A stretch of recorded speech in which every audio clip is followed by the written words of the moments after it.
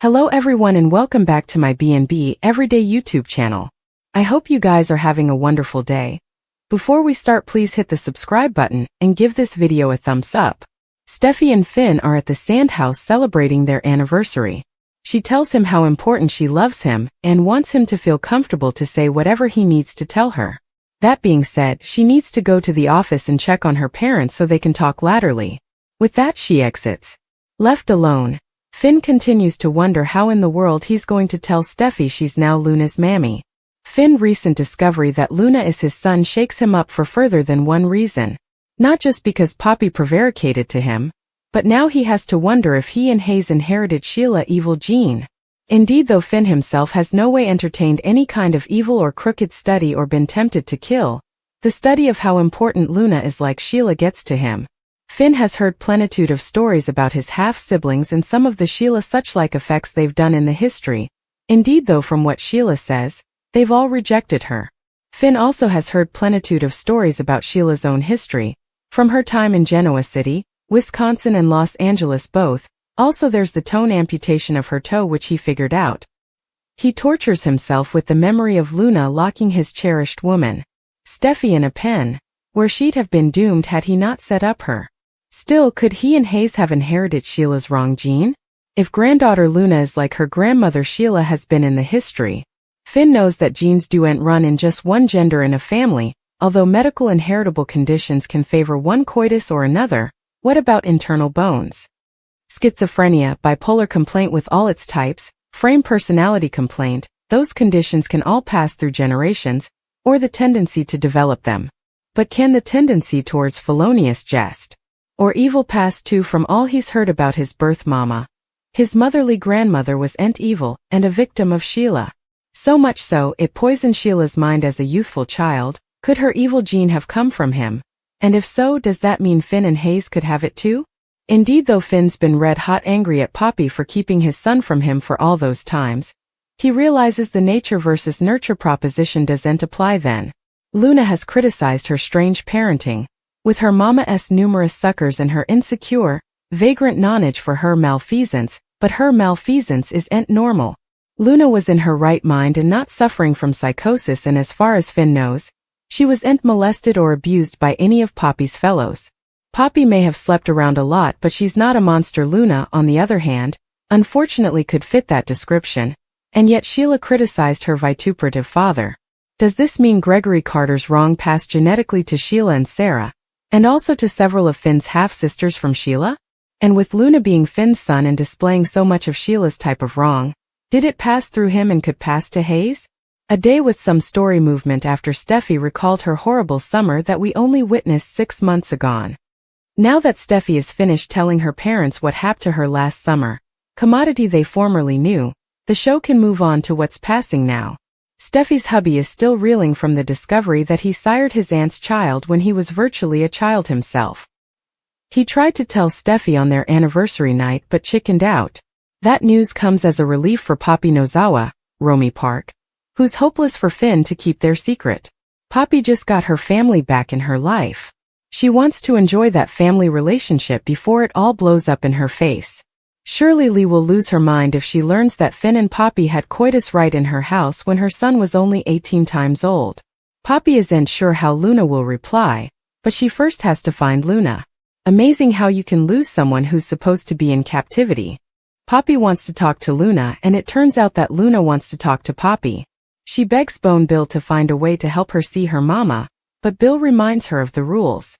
Nothing is to know she's on house arrest and living in Bill's big manse. Luna doesn't care and is determined to see and talk to Poppy one way or another. She's sure that Tom isn't her father after all, and is still hopeless to find out who is. Is Luna about to plan a great escape, or will Bill give in? Easily, Luna is a resourceful youthful woman who nearly got down with killing 2 people, so if she wants to find Poppy, not much will stop her. Luna more be careful what she wishes for. Finn refuses to keep Penelope Poppy's secret. Luna addresses about Finn with Bill. Steffy busts her parents making out. Finn stands shirtless in the bedroom recalling his converse with Poppy. Steffy startles Finn and brings him back to reality. Steffy says last night was amazing. Steffy mentions the good croaker was tossing and turning all night. Steffy wants to hear what its butt has to get to Forrester Creations. They'll talk tonight. Steffy picks up her bag and exits, leaving a shirtless Finn alone. At Erica's date, Ridge and Taylor smooch. Taylor doesn't have any cases moment. Taylor knows it's hard for Ridge not to go to the office. Ridge brings up chancing their own place to live. Taylor likes that idea. Ridge apologizes for Brooke jest. Last night. Taylor is confident in Ridge and their love. Steffy walks in to see her parents madly making out on the settee. Steffy gushes about Ridge and Taylor. Taylor asks about the anniversary night. Steffy smiles and says it was fantastic. The triad talk about Shin's history. Steffy recalls Luna holding her hostage and Finn saving her. Poppy is freaking out at Il Giardino. Poppy tries calling Finn at the office but he's not there yet. Poppy doesn't leave a communication. Cleric gives Poppy a coffee cash. Deacon thinks Poppy had a rough night and assumes it's about Luna. Cleric apologizes. Cleric knows Poppy loves Luna no matter what she's done. Cleric brings up Tom and Hollis. They were good musketeers of his. Poppy apologizes. Cleric can't pass judgment considering his history as well as Sheila Carter Sharp's, Kimberlyn Brown. Deacon adds that if Luna had known her father, perhaps effects would have turned out else. Poppy gapes at the prints on the eatery wall. Cleric starts telling stories about his dead musketeers. Cleric brings up Tom's good traits and how Luna would have known that if Poppy hadn't kept them piecemeal all those times. Cleric looks down. Poppy tries to assure Deacon and says, "He was your friend." Cleric counters that Tom was also Luna's pater. Poppy suddenly rushes off. Finn is now at work. Poppy bursts through the door and asks if Steffy knows about Luna yet. Finn says Luna was at the captivity. "Where is our son?" Finn asks. Poppy doesn't know. Finn doesn't believe her. Finn thinks Poppy is in cahoots with the captivity officers to keep Luna from him. Poppy swears she doesn't know where Luna is. Finn thinks Poppy isn't bothered by that. Poppy is but says she can't get a straight answer from the captivity. Poppy is more interested in knowing why Finn was going to visit Luna. Poppy keeps soliciting Finn to keep their secret. Poppy keeps saying she kept the secret to cover Finn. The croaker brings up Poppy playing God and making opinions for him. Finn says Poppy was his aunt and his aged, and should have known it was wrong. Finn says that his aunt should have defended him.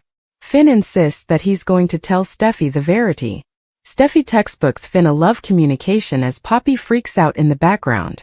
Luna flips through a magazine. Bill walks by and sees Luna pouting. Luna asks about Bill's violent phone call before. It was from the captivity. Luna had 2 caller attempts. The callers were Poppy and Finn. Luna anticipated her mama to visit but is surprised about Finn. Bill asks about Finn, so Luna brings up the conflict between Lee and Poppy. Luna also mentions the age difference. Bill explains the co-parenting dynamic between Steffy, Finn, and Liam. Luna starts to bring up a visit with Finn, but Bill stops her. Luna covers her disappointment by saying Finn presumably just wanted to see her spoilage behind bars for what she did to Steffy. Luna feels inviting guilt about hurting Steffy. Bill counsels Luna through her passions. Luna still wishes Finn could see her with new eyes.